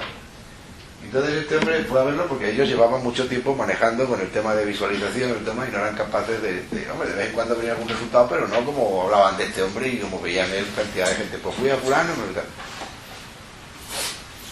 y entonces le dice, bueno, ¿y qué es lo que hace? Bueno, no, empezó a entablaron relaciones y todo. Este decía que lo hacía de una manera muy simpática, que era que cogía los huesos, y entonces él cogía, imaginaba con un pincel blanco cómo cogía y los iba blanqueando con el pincel, y él desde su mente los cogía y agarraba y empezaba a blanquearlos y a llenarlos de calcio. Los ponía así de blanquitos como tiene este aquí, ¿no? Y lo iba blanqueando y así el hueso se curaba, y entonces una fractura se quitaba y se quitaba instantáneamente. Y el tío, bueno, pues hacía esto y uno detrás de otro y tal. Pero al cabo del tiempo ya se volvieron a ver otra vez, y entonces Jorge le invitó a que fuera por el consultorio suyo a un día de sanación. Un día de sanación donde se ven 150 pacientes, un grupo de sanadores, de médicos, que van haciendo todo ese trabajo de visualización, verbalizándolo. Uno lo verbaliza, los demás lo siguen con el paciente delante, es decir, vas haciendo el trabajo por él, porque eso es la sanación, hacer el trabajo por él. Hoy es la técnica de todas las intergéticas que más funciona. La más eficaz de todas es la más brutal. Ahí ves milagros a todas horas. Y entonces fue el chamán este a verlo. Y el chamán este lo vio y después, bueno, iban ellos muy ufanos, como diciendo, para que veas lo que quería hacemos, ¿no? Y bueno, pues cuando llegó al final de la jornada, después de ver 750 pacientes, dice, bueno, ¿qué te parece? Tal. Dice, no, interesante, interesante. Claro, ahí se utiliza mucha terminología médica, porque claro, lo utilizamos mucho, vamos haciendo todo lo que es la fisiopatología, la vamos visualizando y la vamos verbalizando, y vamos entrando por el cuerpo y somos capaces de activar sustancias, de limpiar esto, pero eso ya es muy sofisticado, a mí no me gusta, por eso es no. Pero es lo que habitualmente se hace y funciona muy bien. Las hay más integradoras y más, a mí me gusta más la del chamán. La del chamán, pues más fácil, a mí me gusta lo fácil. La del chamán es muy sencilla, entonces dicen, sí, me ha gustado mucho lo que hace y tal, dice, pero es muy lenta. Se habían visto 150 pacientes en un día. Dice, es casi perdéis mucho tiempo. Dice así, dice, a mí me pasaba lo mismo que a vosotros. Y dice, ¿te acuerdas, Jorge? Yo allí limpiando con los huesos, limpiando hueso por hueso. Dice, chiquillo, para ver un paciente, algunos venían con un montón de huesos hechos polvo. Dice, pues para arreglarlo me tiraba yo allí una hora con cada uno arreglando huesos. Y dije yo, esto no puede ser así. Dice, así que entonces me inventé un bidón. Entonces lo que hago es cojo al paciente, le saco el esqueleto y se lo meto en el bidón. Lo meto en el bidón, allí se blanquea todo, lo saco y se lo vuelvo a poner. Dice, bueno, ¿y de qué es el bidón? Dice, coño, espérate. Dice, espérate, que lo voy a preguntar. Y para expulsar a otro grupo, ¿no? Yo sentaba allí en el despacho. Y pregunta, dice, de prana. ¿De qué? De prana. El hombre no sabía ni lo que era prana. Entonces le dice, Jorge, ¿pero qué te ha hecho eso? Dice, Rafa. Dice, ¿pero qué has hecho? Dice, se lo he preguntado a Rafa, me ha dicho que es de prana. Rafa, ¿ese es Rafael? ¿Ese es Rafael? Coño, no es un arcaje. ¿Eh? ¿Lo es o no lo es? Sí, de los médicos de la salud. Pues si lo es, o va por él, ¿no? Este lo único que hizo fue creérselo. Sí, yo sé que esto puede dar gracia, pero tiene mucha amiga, ¿eh? Y entonces él coge y lo mete en un bidón de prana, pero fíjate, él no sabe. Él tiene contacto con el arcángel San Rafael, pero no es un don así particular. Ustedes prueben a utilizar el bidón de prana, verán cómo hace. Cómo funciona. Pasa que muchas veces se nos olvida y no lo usamos, pero él coge ya todo y lo mete en el bidón de prana y le saca todo el esqueleto entero. La gana este, por aquí.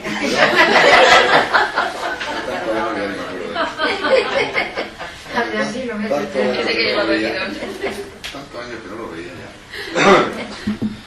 Y entonces, bueno, pues lo mete en el bidón de prana y no funciona. Y el tío no se dedica a otra cosa. Tú le llevas un hígado, no, yo de hígado no entiendo. ¿Por qué? Porque todavía no he inventado el sistema para meter el hígado en el prana, ¿no? Pero el día que se le cura el sistema, a lo mejor también te cura el hígado. ¿Todo es posible? Absolutamente todo es posible. Entonces, ahora tenemos, por un lado, la carta de navegación. Somos capaces, la carta de navegación nos la da Hammer, sabemos dónde está el problema, sabemos que tiene el individuo. ¿Somos capaces de qué? Somos capaces de entender al paciente para qué, para no ser nocebos. Me basta con que no fuéramos nocebos.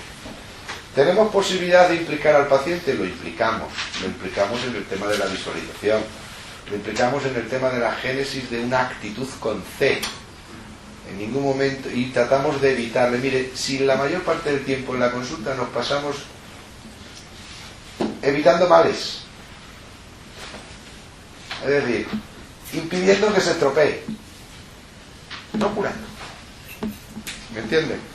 Si hiciéramos eso solo, que es quitar el ruido al fin y al cabo del sistema, sería una maravilla, porque entonces el paciente se puede encontrar con su auténtica naturaleza y ahí surge la curación inmediatamente. Entonces es quitando nocebos, desmitificando la idea del médico que le dijo que se iba a morir en 6 meses, quitándosela del medio, desmitificando los tratamientos clásicos que no le han funcionado. Es decir, de alguna manera generando en él una actitud por si podemos utilizar esa actitud, por si podemos apoyarnos en ella. ¿Por qué? Porque entonces ese hombre es otro más en el camino. A partir de ese momento ese hombre ya ha intelectualizado la conciencia, que es al revés, primero conciencia y después intelectualizarla, después comprensión intelectual. Y ese es otro más que se suma. Ese ya crea. ¿Qué? Ese lo que está creando es masa crítica. Entonces todos los pacientes podemos utilizarlos. así. Pero si no, lo fundamental, lo que viene es a curarse. Si él no puede implicarse en esa jugada, y eso se dan ustedes cuenta, no traten de implicar a todos. Aquí no se trata de que todos son iguales, sino todo lo contrario, de que seamos capaces de ver la diferencia. Quien puede implicarse lo implicamos en la actitud con C, porque una de las cosas más maravillosas para sanar a la gente es sacarle del patrón de eficacia y responsabilidad, que lo suelen tener todos los pacientes, que es la actitud con P, que creen que si no lo hacen ellos y no son capaces de hacerlo y no se toman las cosas como se las ha mandado el médico, no hacen y tal y que cual, no se van a curar. Pues eso es un disparate. Entonces pasarle a la actitud, viniendo de la actitud con P a la actitud con C. Y luego a la postre, hagan ustedes la sanación. A la postre es, hagan ustedes lo que se les ocurriría a él. ¿Esto es mucho trabajo? Sí, es mucho trabajo. Al principio es un trabajo impresionante, porque tiene uno que diseñar visualizaciones para las diferentes patologías que está viendo. Pero en cuanto ustedes las diseñen, se convierte en cuestión de segundos. Está usted preguntándole al paciente, le está sanando. Pero ya mismo se van a dar sorpresas, porque a lo mejor es una persona que no se podía mover del lumbago y ahora le dice, bueno, pues ahora ven que está sentado delante de usted, vamos a la camilla, y se levanta y no le duele. Y no se da ni cuenta él. Y ya no tiene lumbago, y va camino a la camilla y ya no le duele. O casi no le duele. Y eso lo ha hecho porque usted ya ha visualizado esa vértebra y la ha metido en el bidón de prana, por ejemplo, si son capaces de hacerlo. Pero la visualización es fundamental. Entonces ya no tenemos, por tanto, el hándicap de decir el paciente tiene que tomar responsabilidad, el paciente tiene que tomar conciencia. ¿Y el paciente toma conciencia? Era la pregunta tuya. Sí, cambia la actitud. Cambia la actitud. ¿Y si la cambia él o si se la cambias tú? Porque claro, fíjate qué intervencionismo más brutal tenemos en los demás. ¿Pero qué estamos haciendo? Nos estamos metiendo a dioses, a intervenir en los procesos de los otros, pero ¿qué respeto es ese por los demás? Desde el amor se puede hacer. Es el único sitio. Y además es que si no tiene una ventaja que no va a funcionar habitualmente, también podría funcionar. No debiera, pero ocurre. Pero entonces, ¿qué es? Que el otro y usted son la misma persona. Él y yo somos la misma persona. Sanarle a él es sanarle a mí. ¿Dónde está el médico? ¿Dónde está el terapeuta? Sería la pregunta. ¿Quién es el médico en ese momento y quién es el terapeuta? Digo, ¿y quién es el paciente? Médico o paciente. ¿Quién es el médico o el paciente? ¿Cuántos pacientes no vienen a la consulta a sanar al médico? A mí vienen todos los días. Y entonces uno se pregunta muchas mañanas cuando ve a un paciente en la consulta, ¡joder, qué burro soy! Todavía tengo que venir este hombre. Pero es la primera vez que le ves. Que todavía te tenga que venir una patología de ese calibre tiene mandanga. Eso es un reto continuo a tu burrería. De que todavía no estás en el sitio que tienes que estar. Es el paciente el que te viene a enseñar a ti, si tú eres capaz de darte cuenta. Y te viene a dar la oportunidad, y esa es la gran enseñanza, la oportunidad de que él se sane con tu intervención. Y entonces tú aprendes a intervenir, pero aprendes, y entonces es cuando empiezas a ver y descubrir todas estas cosas, que la intervención solo se puede hacer de una determinada manera, que se hace desde el corazón, que hay que tener un conocimiento, claro que sí, que hay que estudiar, que hay que saber qué significa esta patología, que hay que saber lo que significa un bloqueo hepático para desbloquear el hígado, pero si usted no sabe que esta patología que trae es un bloqueo hepático, pues no puede hacerlo. Y ahí no es necesario ir a la facultad de medicina, ahí basta con la naturopatía, basta con otras cosas que la gente ha aprendido para poder diagnosticar. Que yo estoy invitándoles a ustedes al diagnóstico sin haber ido a la facultad de medicina y que eso me puede crear problemas, pues seguro que sí, como me oigan hablar de esto, pues verán. Porque los que no son médicos no pueden diagnosticar. Es decir, usted no puede diagnosticar que su hijo está hecho polvo porque le ha dejado la novia, ¿me entiende? Porque eso le está produciendo un dolor de tripa y una colitis, y eso es del médico. Y usted no puede diagnosticar eso de su hijo, está prohibido. Y quien dice de su hijo dice de otra persona. Es decir, diagnosticamos siempre, pues entonces cojamos herramientas para diagnosticar cada día mejor y podamos utilizar un método de diagnóstico que nos permita ver qué significa esta patología o la otra, porque de eso va a depender el saber luego hacer lo que tenemos que hacer. ¿Y qué es lo que tenemos que hacer? Visualizando se hace. Simple y llanamente visualizar. ¿Cuánta gente se pone a hacerlo eso? Yo se lo digo a la gente y nadie lo hace. 10 minutos después de la consulta, cuando lleguen a su casa, cuando vayan en el coche camino de casa, piensen, visualicen a los pacientes y hagan ustedes el trabajito de hacer por ellos lo que ellos no, o lo que usted cree que ellos no son capaces de hacer. Funciona escandalosamente. Llegará un momento que manejen la visualización de tal manera que cuando ustedes visualizan a un paciente, inmediatamente aparece en la pantalla Nosotros llamamos pantalla, pero bueno, es una pantalla virtual. Lo que le pasa al paciente. Y a partir de ese momento ya va todo corrido, pues ya sabes lo que tiene y sabes cómo se le puede evitar. Y eso es la sanación. Y ese es el futuro de la medicina. La medicina va a acabar ahí. Ahora mismo en Chile ha habido una caravana de la salud que se ha llamado, con la aquiescencia del gobierno chileno, 160 médicos sintergéticos de diferentes países. Se reunieron en caravana desde el sur de Chile hasta arriba, de hospital en hospital, de ambulatorio en ambulatorio, de prisión en prisión, de orfanato en orfanato, de psiquiátrico en psiquiátrico. Se dividieron en grupos, en varios grupos, y en una caravana que iba de ciudad en ciudad, de pueblo en pueblo, fueron haciendo sanación y enseñando sanación a toda la gente. Impresionar. Dos palabras, como ya Jesucristo dice. Impresionar. Los resultados han sido brutales. Ya están montones de países pidiendo caravanas. Ya se están haciendo caravanas. En Chile la sintergética es oficial. Es de aplicación preferente en el sistema público de salud. Es decir, eso está ya oficializado en la Seguridad Social por orden de la presidenta de Chile. Y hay una resonancia impresionante, porque se están dando los cursos de formación de sintergética, pero luego aparte se están haciendo caravanas de estas de sanación, donde alguien ya que sabe algo de eso, pues lo que hace es en grupo ir visualizando, verbalizándolo, los demás, con los ojos abiertos o cerrados, vamos haciendo el recorrido que él va marcando y sumando la fuerza del grupo, porque ahí todavía funciona más. La fuerza del grupo y la actitud del grupo, ¿de qué? Bueno, pues esos son los seminarios de sanación que se dan en sintergética, de cómo generar una pureza de intenciones y cómo generar una actitud para hacer el trabajo. Funciona 1000 veces mejor que cualquier medicación conocida.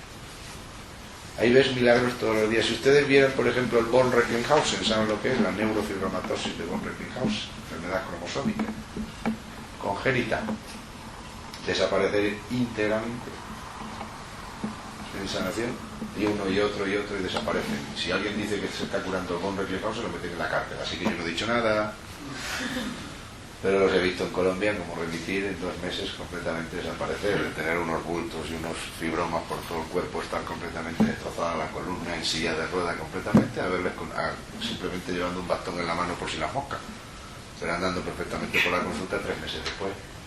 Y ni un solo fibroma, ni en el cuerpo, ni en la piel, ni en ninguna parte. Es una enfermedad cromosómica. Cuando ustedes vean esclerosis múltiple en fases terminales completamente curados y andando perfectamente. Y yo sé que esto es una burrada, y mucha gente solamente de oírme decir esto dirían, pero qué salvajada, pero ¿cómo puede decir? Eso es dar falsas esperanzas a la gente. Y uno dice, ¿desde cuándo la esperanza es más falsa que tu ciencia? Una ciencia que es capaz de decirte que tú no tienes curación, ¿cómo no puede ser falsa? O sea, que es más falsa mi esperanza que tu ciencia que dice que no te puedes curar. Eso no es una ciencia, eso es una santa inquisición. Entonces, tenemos que llevar a ese camino, yo les propongo que vean el tema ese, primero de la visualización, empiecen a visualizar, independientemente ya de lo que conozcan, con sus conocimientos nada más, y a tratar al paciente. Con visualización. Háganlo después, no aprenderán inmediatamente a hacerlo en la consulta.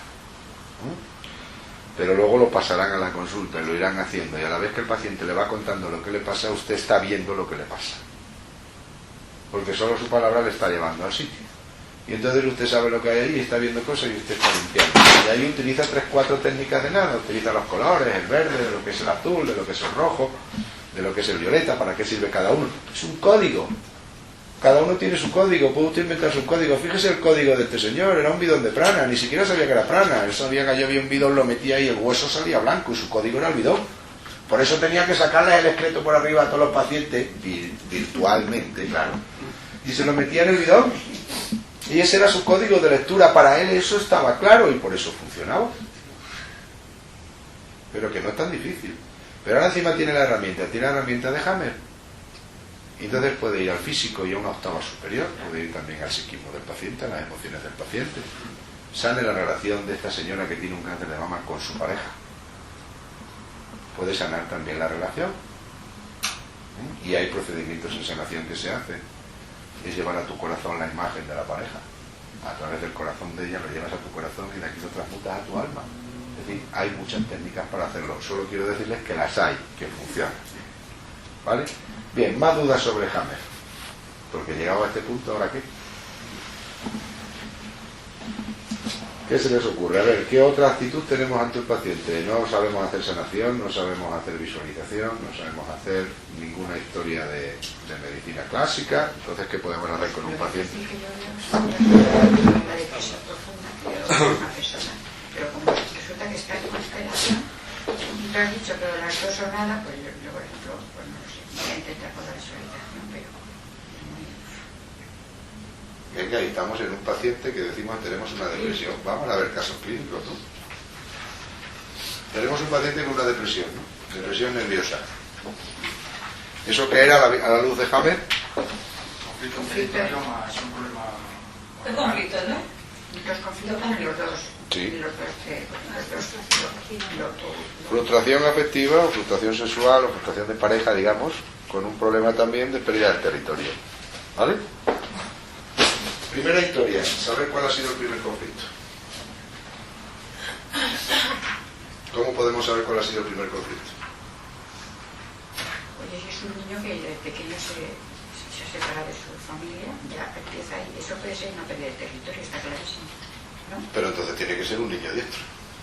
Sí, un niño de estos. Luego la primera historia que tenemos que saber que es si es zurdo o diestro. Ah, bueno, ya. Venga, entra el paciente en la consulta de zurdo o diestro. A ver, aplauda, le dice al paciente. Pega con la derecha, diestro. Pega con la izquierda, zurdo. Si hace así, ya le ha complicado usted la vida.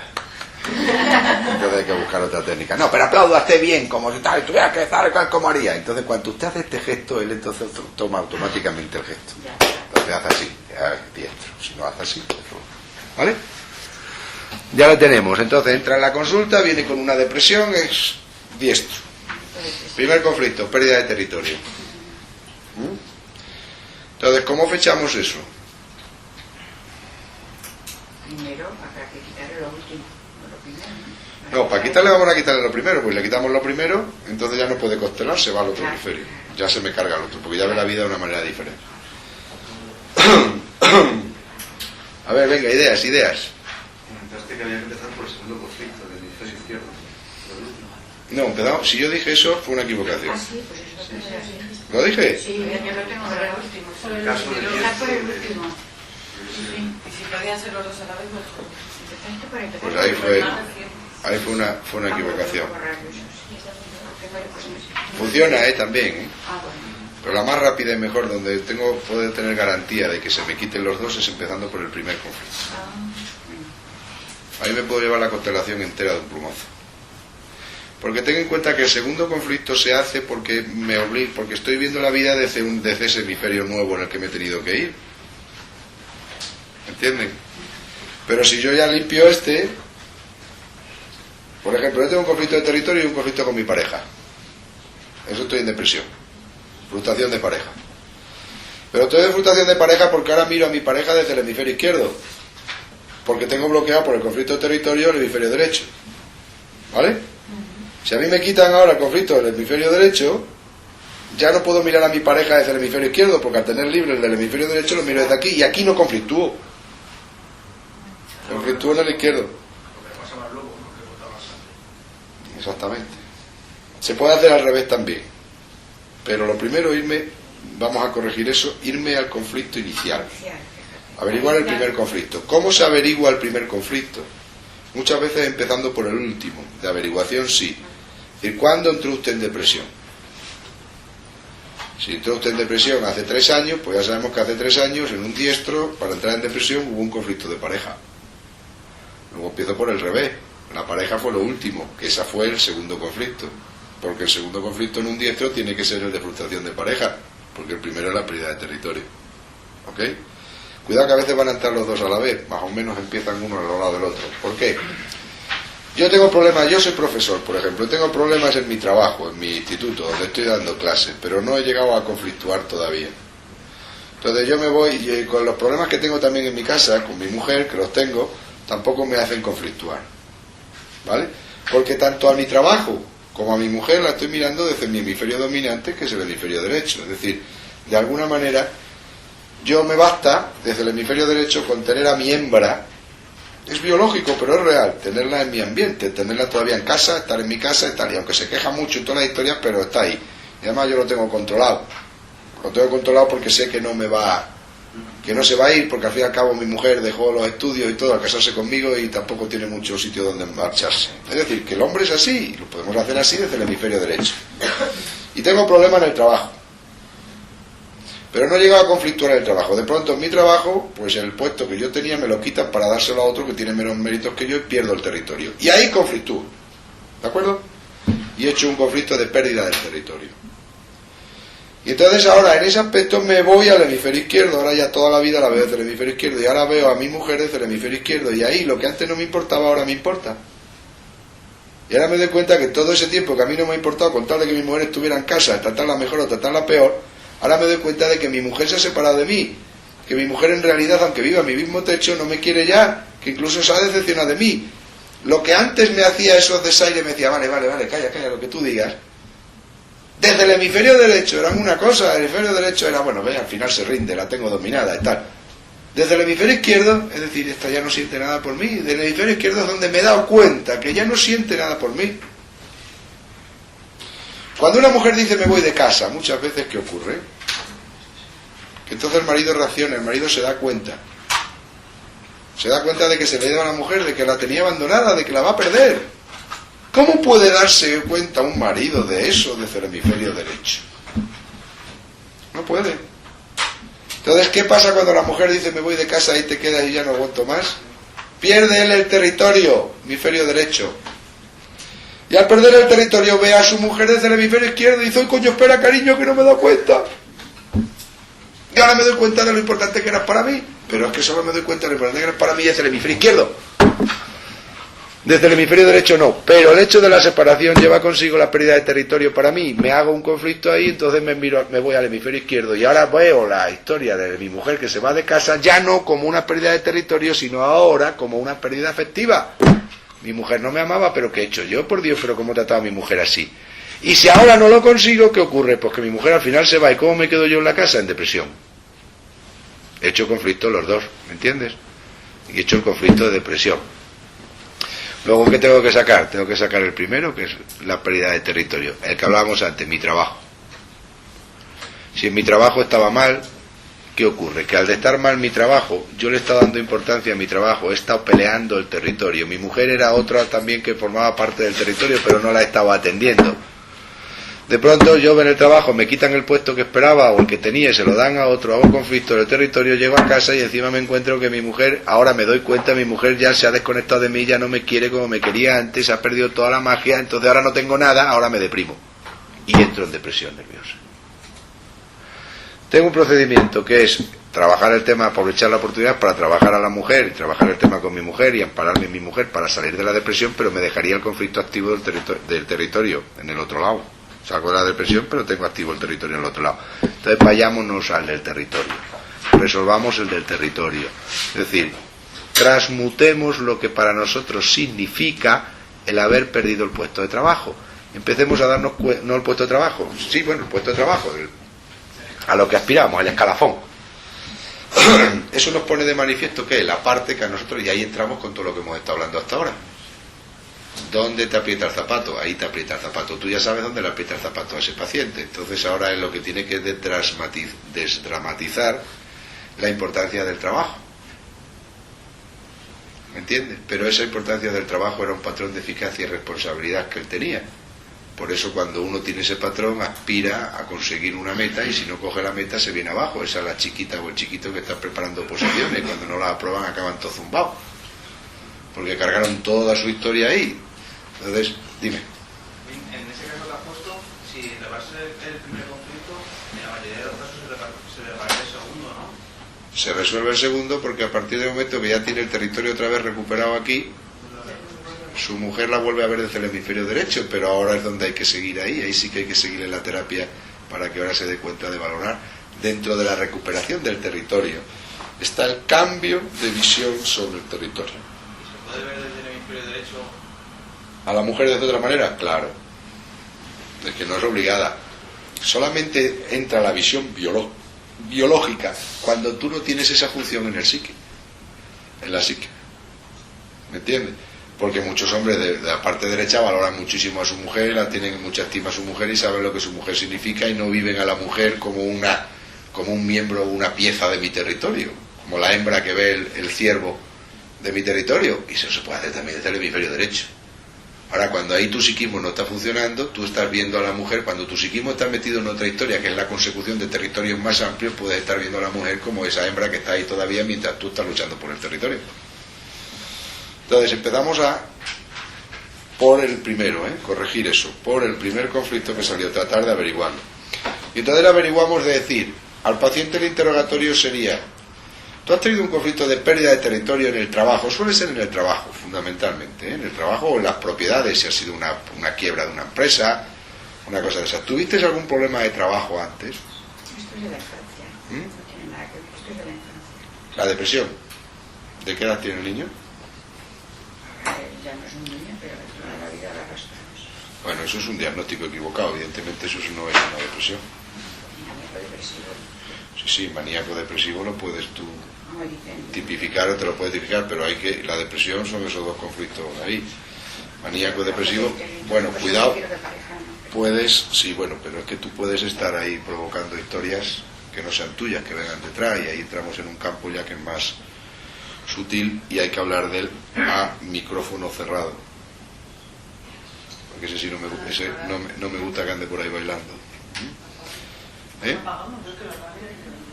¿Tú quieres oírlo? ¿Queréis? Apagamos los micros, por favor. No, apagamos los micros porque yo sé que todo el mundo se puede dar la vuelta ahí. No, es una opinión personal, o sea que tampoco tiene mayor valor que sí, pero ya que es una opinión personal, que se quede aquí.